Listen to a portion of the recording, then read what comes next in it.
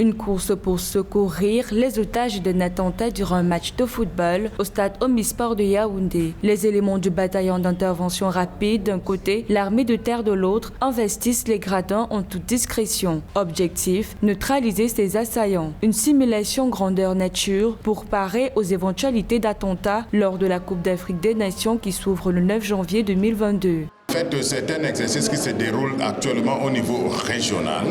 C'est au niveau opératif aussi, c'est pour cela que vous voyez le général Lézon Vondo, qui est le commandant de la première région militaire, et puis le général Ousseni, qui est le commandant de la première région de gendarmerie, y compris le délégué régional de la Sûreté nationale qui ont travaillé ensemble pour voir l'applicabilité de la doctrine nationale de gestion des crises.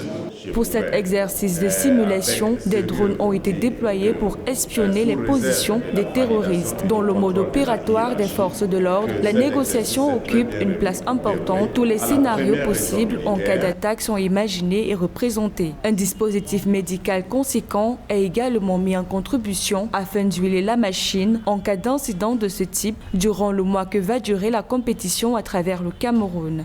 Je pourrais avec sérieux vous dire que sous réserve de la validation et du contrôle de la hiérarchie, que cet exercice s'est très bien déroulé à la première région militaire.